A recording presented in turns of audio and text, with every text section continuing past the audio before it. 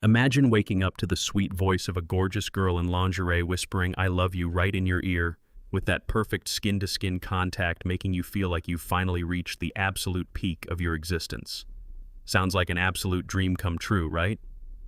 Well, for our main character Mondo, it would be the perfect romantic morning, if it weren't for the fact that his wrists are currently shackled to the bedpost with heavy metal chains.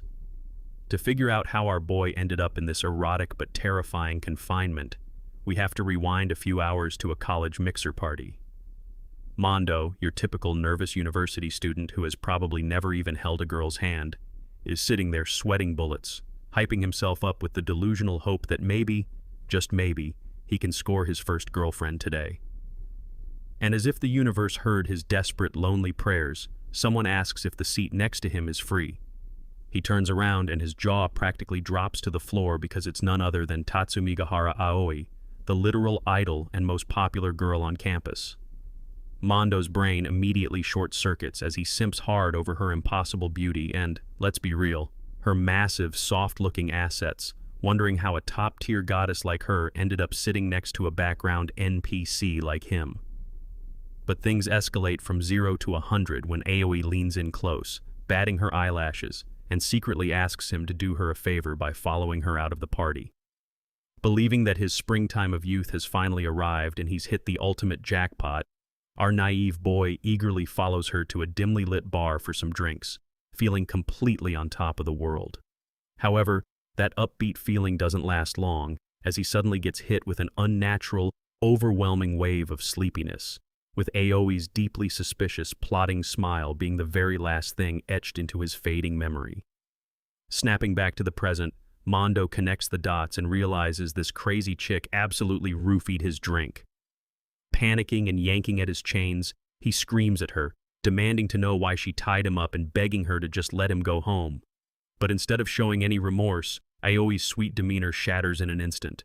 Her eyes go completely dead as she pulls out a massive, razor-sharp kitchen knife, holding the cold steel right to his terrified face while aggressively demanding, "You're lying, right? You wouldn't say something like that. You and I are boyfriend and girlfriend, right?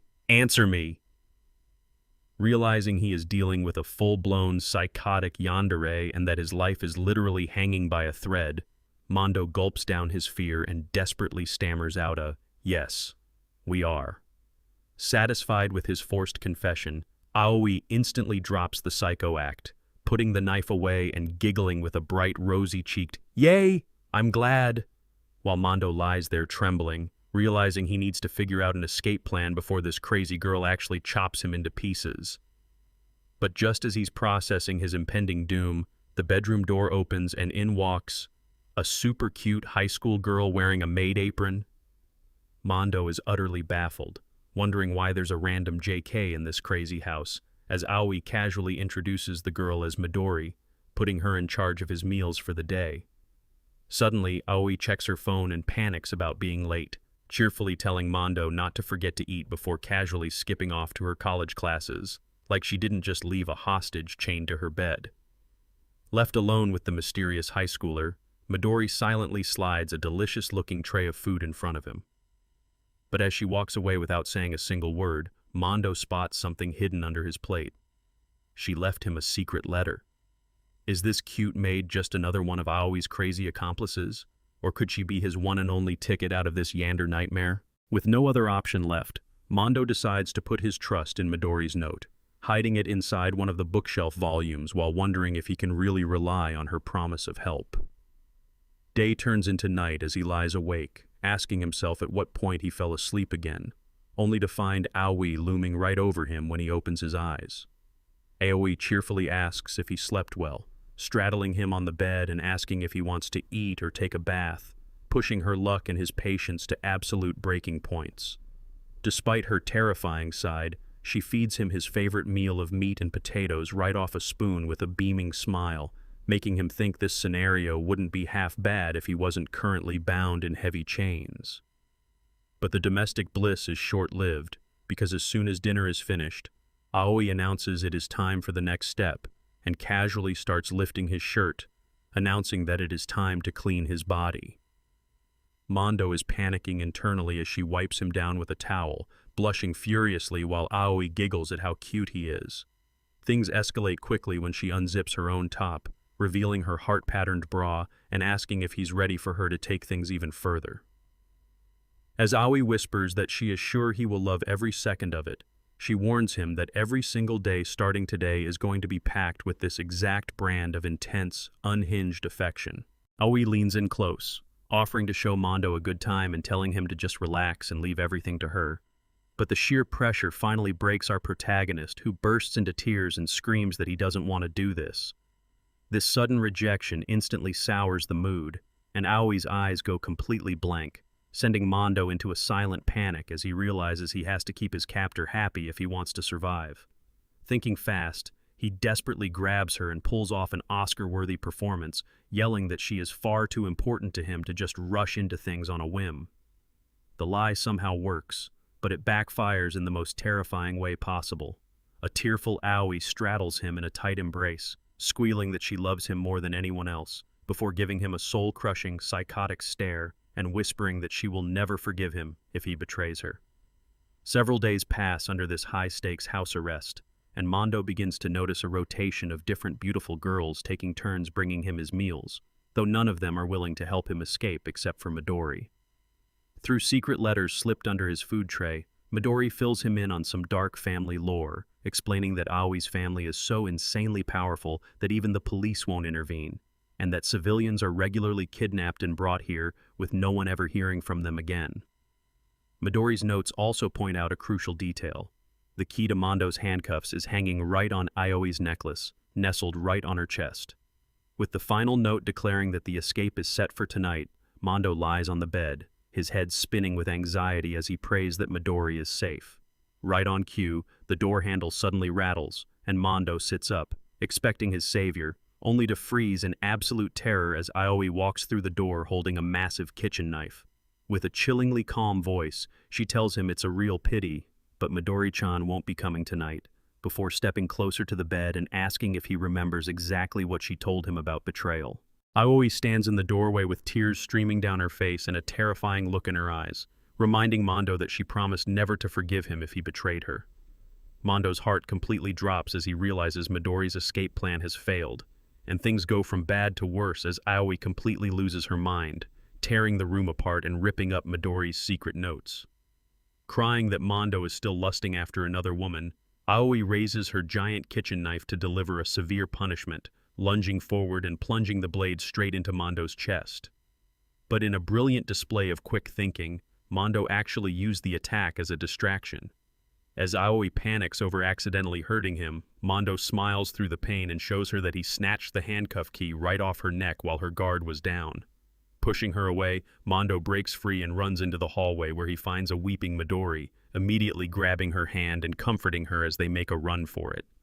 As they flee into the night, Mondo's inner monologue happily reflects that even though he doesn't know what the future holds, as long as he is with his savior Midori, this nightmare will finally end.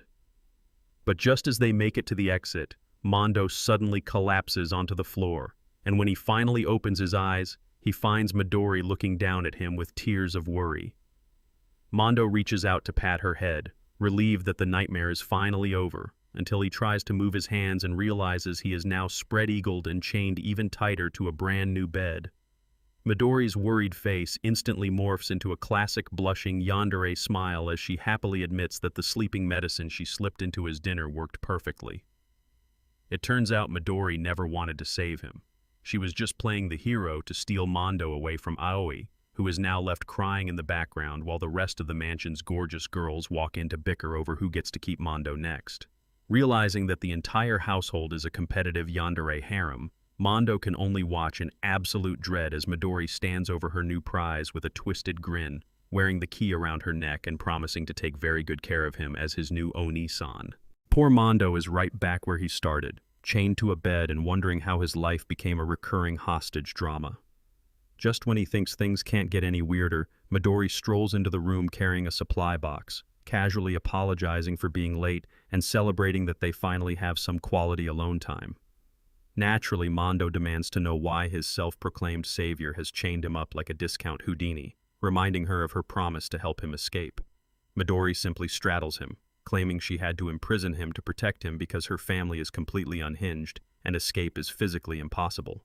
She promises to love him sweetly and gently, but her eyes quickly go full psycho as she starts listing off highly specific dates, times, and places where Mondo complained about wanting to be treated gently, revealing she has been stalking him for months. Mondo is absolutely horrified by the extreme stalker vibes, and before he can process his new reality, Midori decides to test a new theory.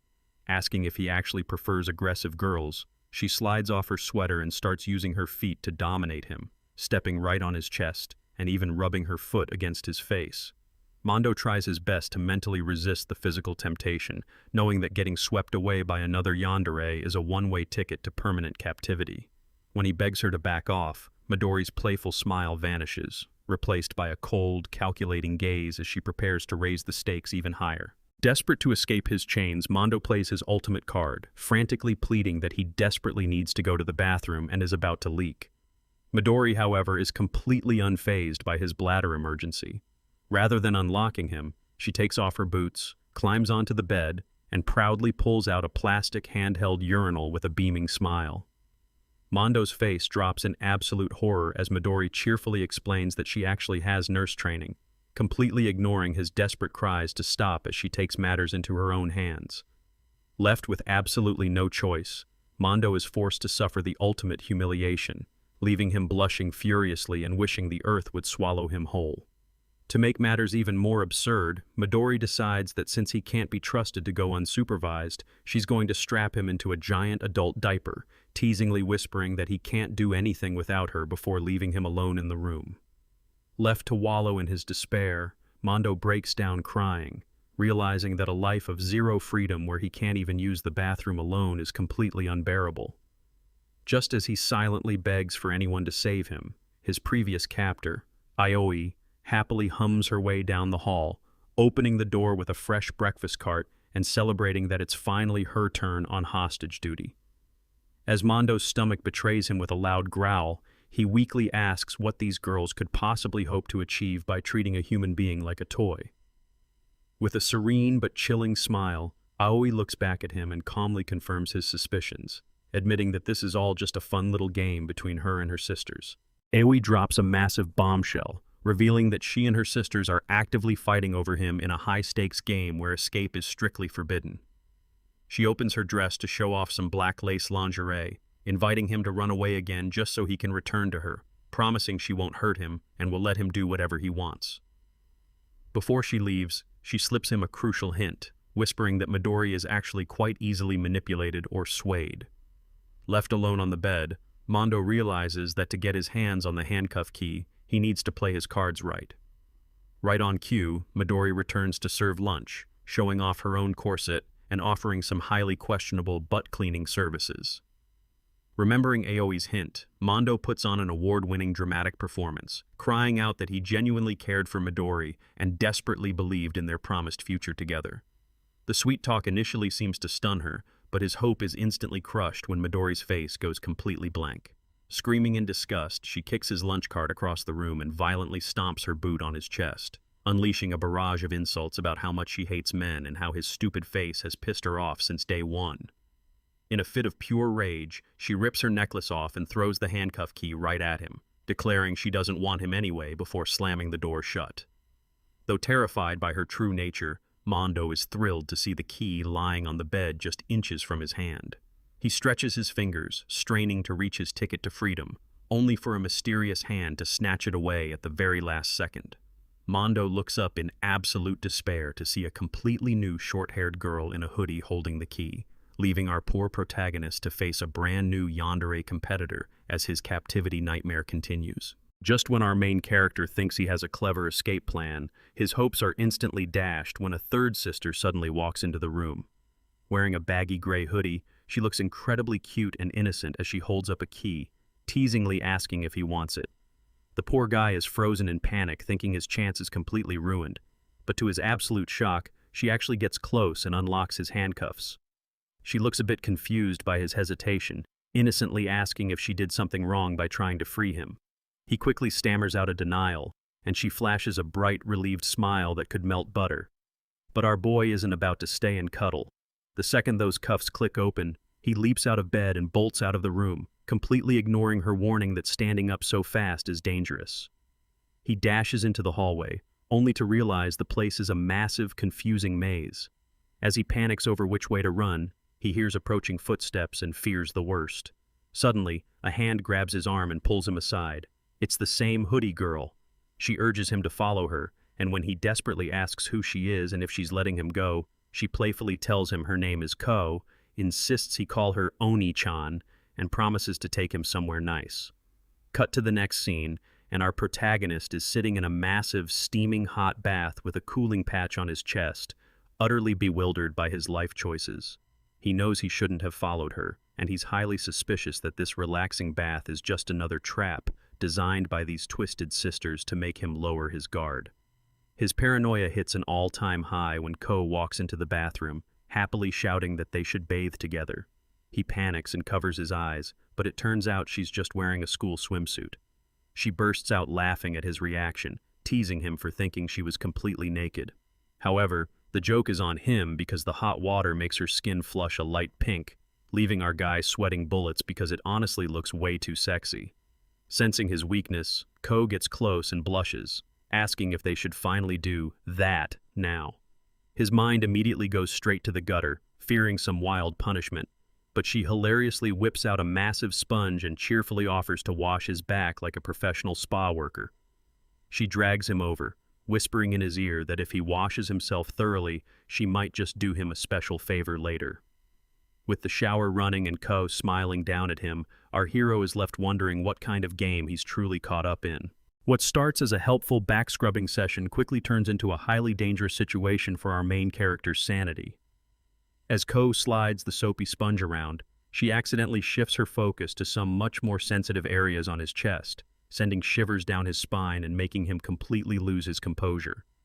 Desperate to make her stop, he frantically turns around to grab her hands, but his clumsy fingers snag her swimsuit strap instead, accidentally pulling it down.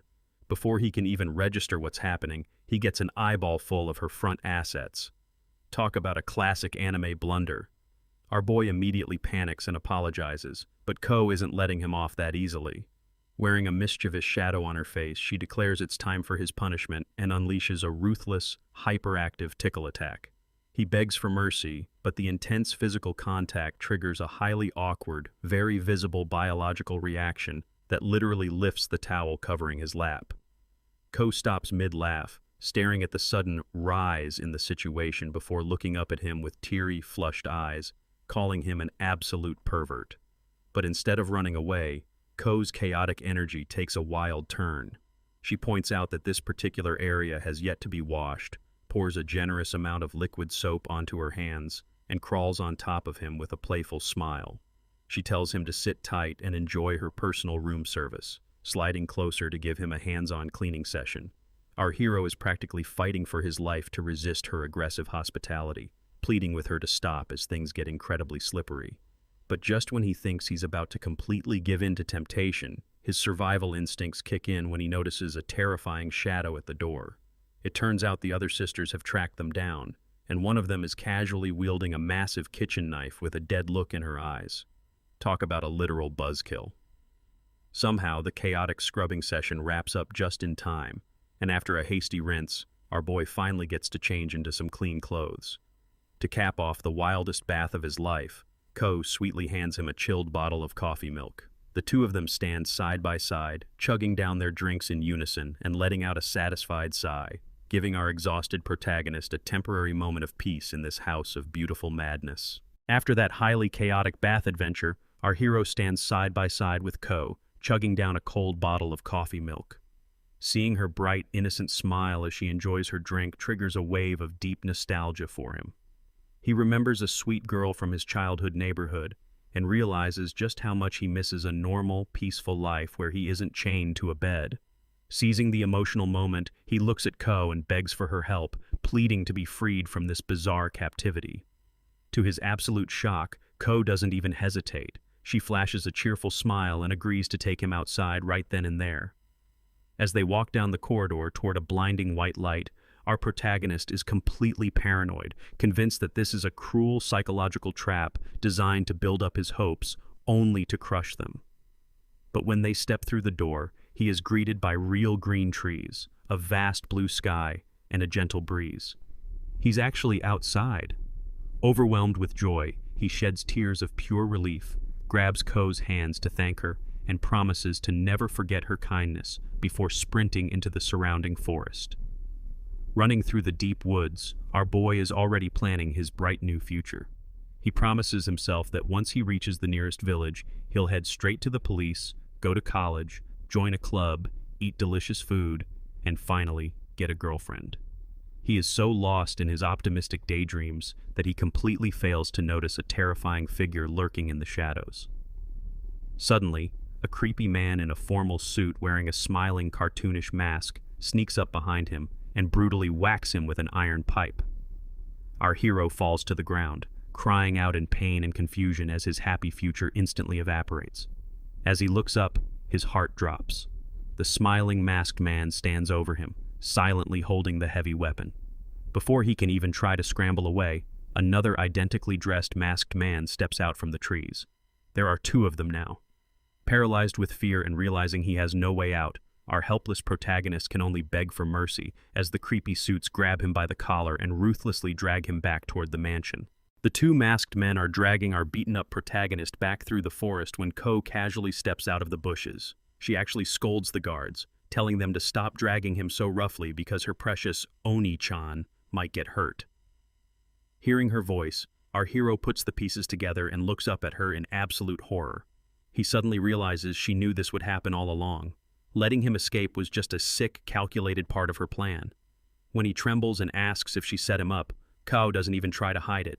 She gets right up in his face, her sweet demeanor instantly morphing into a terrifying, wide-eyed yandere stare. Laughing maniacally, she admits that he completely exceeded her expectations, gleefully pointing out how his eyes were shining with hope just a moment ago, but are now completely filled with the delicious taste of pure despair. Talk about a total psychological breakdown.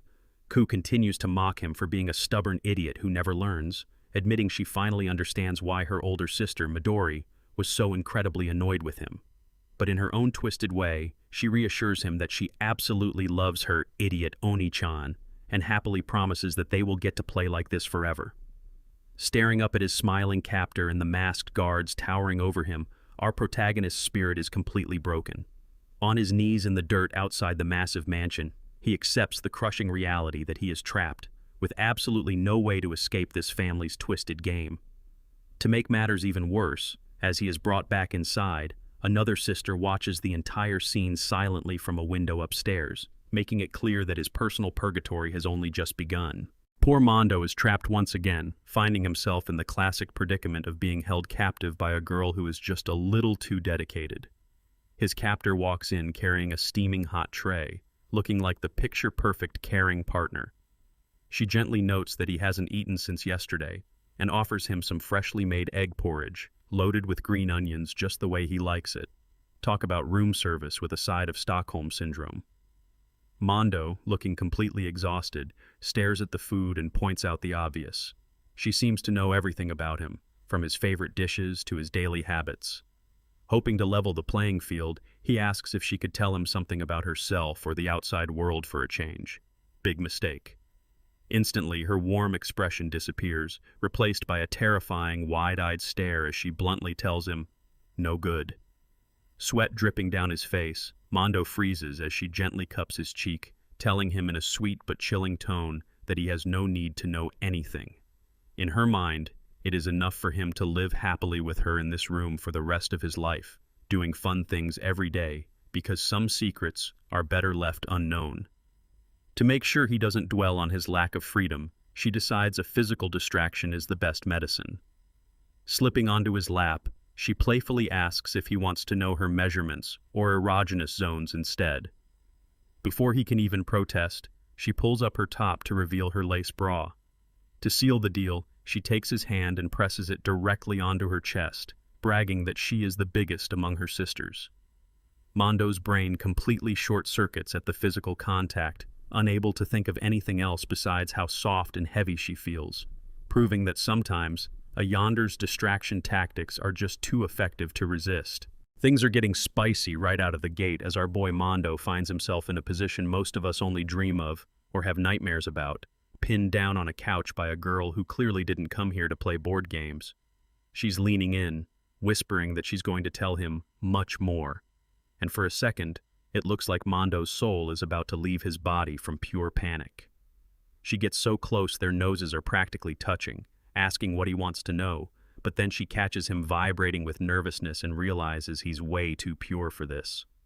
She jumps back, teasing him for being so stiff, and when he tries to play it cool, she hits him with the classic, "Are you not interested in me?" line, which is basically a trap card no man can escape.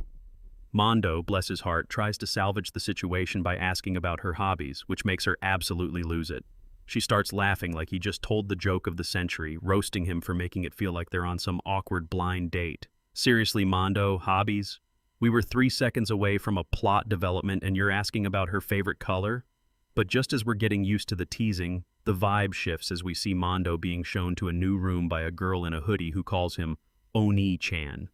This place looks suspiciously normal, but Mondo's trauma is clearly showing because the first thing he asks is if she's going to restrain him or take him hostage. Like, damn, what did those other girls do to you, man? She just laughs it off, telling him it's way too much of a hassle to kidnap him, and then she pulls out a tiny, mysterious key. This isn't just any key, though. She explains that whoever he gives this key to will be the one who gets to stay with him and take care of him. It turns out Mondo is more popular than he thinks, because apparently there's a whole group of girls fighting for that key, wanting him in more ways than one. Despite Mondo admitting he's been rejected and had the key returned twice already, which is a major oof moment, she gets dead serious, looking him right in the eye and telling him that in the end, everyone needs their Oni-chan. She leaves the choice in his hands, leaving us all wondering if Mondo is the luckiest guy alive, or if he's actually walking straight into a high-stakes harem war zone. Let's dive right into the chaotic household of the Tatsumingahara family, starting with a quick roll call of the sisters. First up is the lovely eldest daughter, Akane, followed by the second daughter, Aoi, who is clearly packing some serious plot in more ways than one. Then we have the sharp-eyed third daughter, Midori, and finally the quiet fifth sister, Momo, minding her own business with a book. But wait, where is the fourth sister? Ah, here she is. The fourth daughter, Ko, steps up with a mischievous grin and drops a total bombshell on our main guy. She hands him a tiny key and explains the house's ultimate rule. He must give this key to whichever sister he wants to take care of him the most.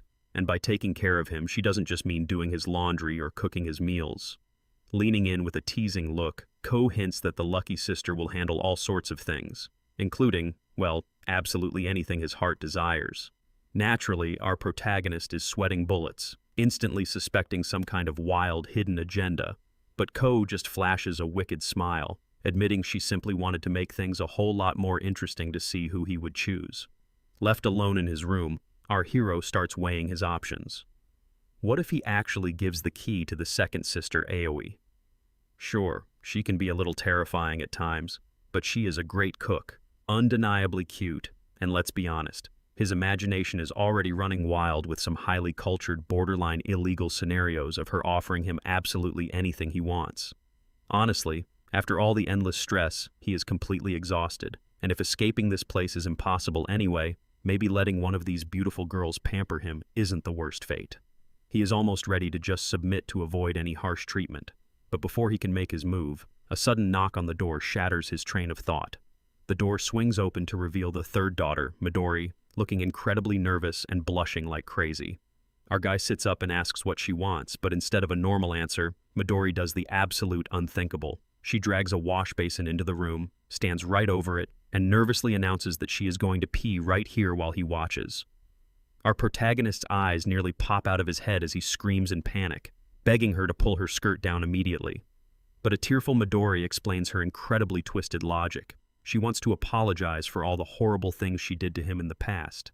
But since she is a classic tsundere who can't help but bully the person she actually likes, she decided that performing this deeply embarrassing act is the only fair way to make amends and beg for his forgiveness. Our hero tries to stop this madness, shouting that this is definitely not how apologies work, but it is already too late. Midori has been holding it in for way too long, and her body completely betrays her. With tears streaming down her face and a look of pure panic, She realizes she can't stop the flow, leaving our poor main character completely frozen on his bed, wondering how on earth his life turned into such a bizarre fever dream. We pick up right after the chaotic waterworks, with Midori absolutely mortified, shivering and crying as she stammers out a tearful apology for making such an organic mess all over the floor. Fortunately for her, our protagonist is a total saint, or maybe just too traumatized to think straight, because he immediately reassures her that it is totally fine, even blaming himself for pushing her so suddenly. He quickly grabs a towel, asking if it is okay to use, and hands it over so they can clean up the mess. As she wipes up the floor, a bewildered Midori asks if he really isn't angry with her anymore. When he confirms that he was honestly just terrified rather than mad, her eyes light up with deep affection, realizing just how incredibly kind her Oni-san really is. And how does she decide to thank him? By suddenly leaning in, planting a sweet, unexpected kiss right on his cheek, and making a swift exit. Left alone in the quiet room, our hero stands completely frozen, his brain struggling to process the absolute whiplash of the last 5 minutes. His heart is pounding out of his chest as he tries to wrap his head around the fact that he just got kissed by a girl right after witnessing her bare anatomy for the first time in his life. He actually admits to himself that seeing her shivering with tears in her eyes while doing her business was kind of erotic, but his logical side quickly sounds the alarm. Could this be yet another elaborate, highly calculated scheme by the sisters? But then again, would anyone normally go this far just to play a trick on him? Ultimately, he decides he is completely done overanalyzing things and resolves to just go with the flow. Meanwhile, out in the bathroom, Midori is having a massive crisis of her own, coughing and gagging at the sink as she washes her face in utter shame, calling herself the absolute worst but steeling her resolve to not fail him next time. A bit later, it's mealtime, and the quietest of the sisters, the fifth daughter Momo, enters the room carrying a tray of onigiri and tea. Eager to break the awkward silence, our hero tries to strike up a friendly conversation, noting that her uniform is from a prestigious girls' school that Aoi mentioned earlier. But mentioning Aoi's name turns out to be a fatal mistake. Momo's face instantly goes pitch black, casting a chilling yonder-level glare that makes our guy freeze in absolute terror. Turning away with zero warmth, she coldly tells him to eat quickly because she has to clean. Watching her walk away, he is left trembling, wondering what on earth made her so scary.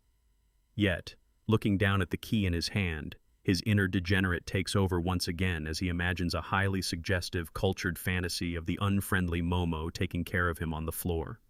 He quickly clutches his head in absolute shame, begging himself to stop thinking such wild thoughts, while Momo just stands there in the corner, staring at him like he's a total weirdo as the quiet night sky settles over this deeply chaotic house. Just when you thought our main guy could finally get some peaceful sleep, the creepy house of sisters strikes again. As he snoozes away, the bedroom door slowly creaks open, and quiet footsteps approach his bed.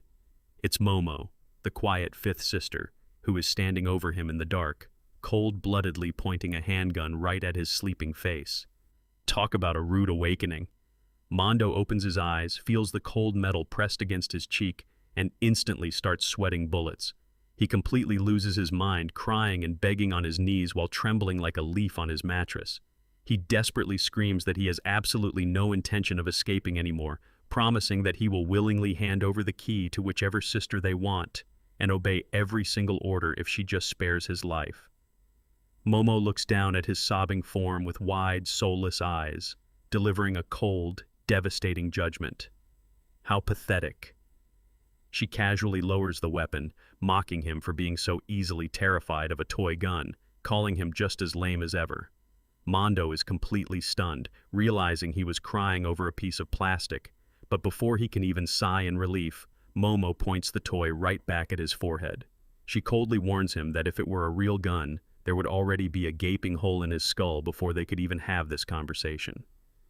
When Mondo nervously asks why on earth she is doing this, Momo explains that this is a much-needed reality check.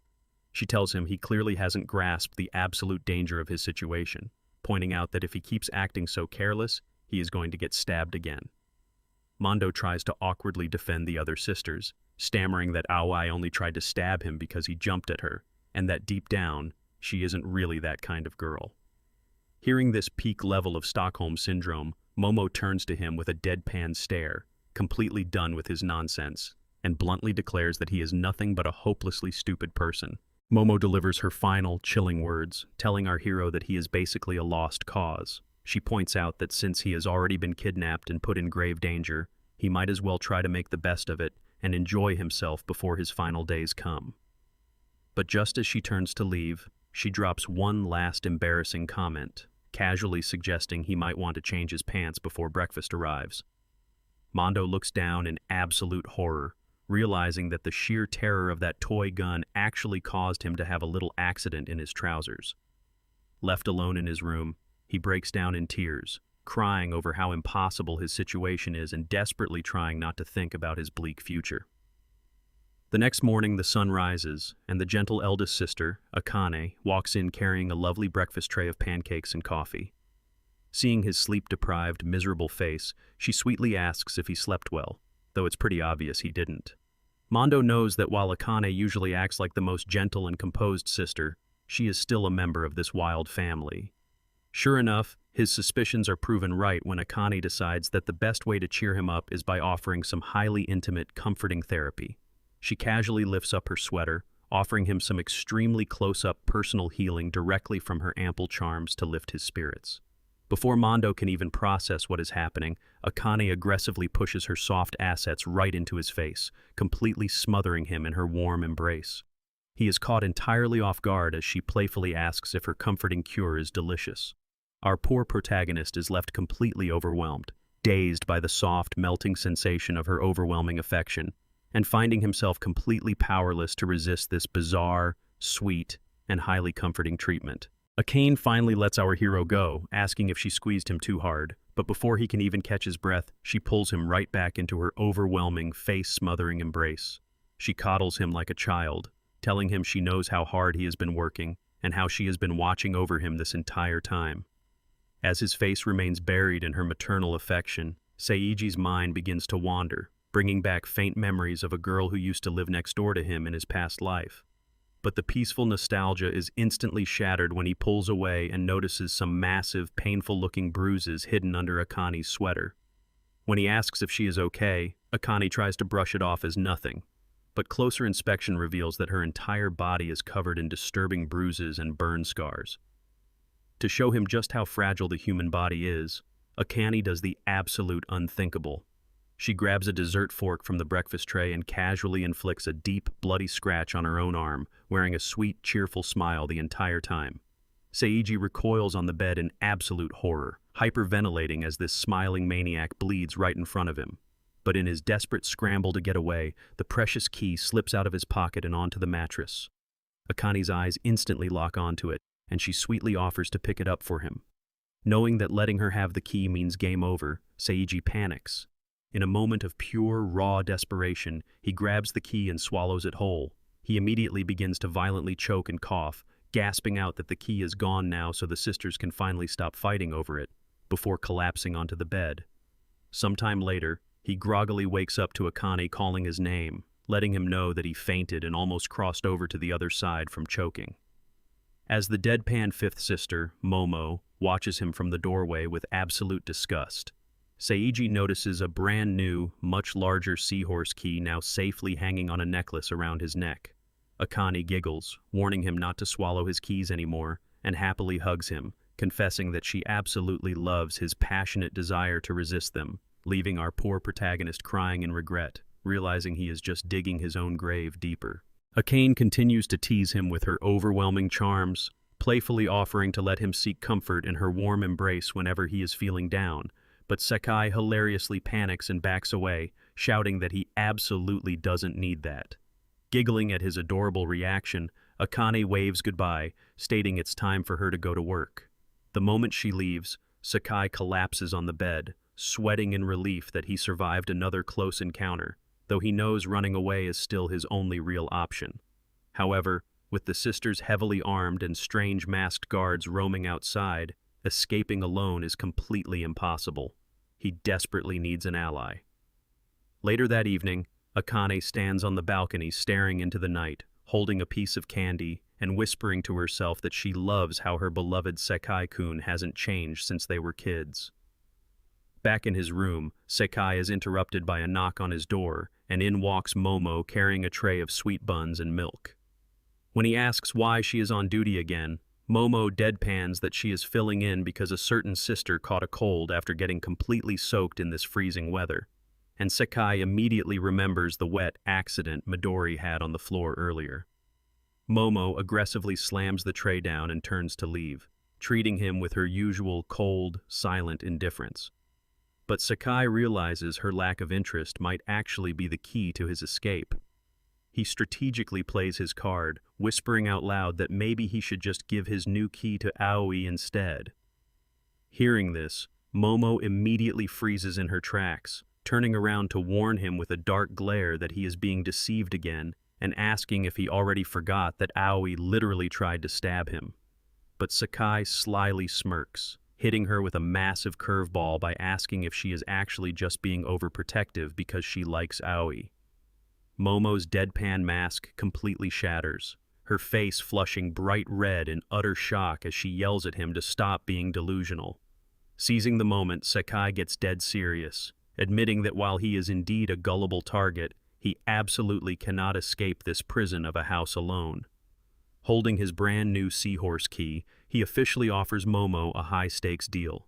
If she becomes his secret ally and helps him escape, he promises to stay far away from Aoi forever, leaving Momo staring at him in stunned, tense silence.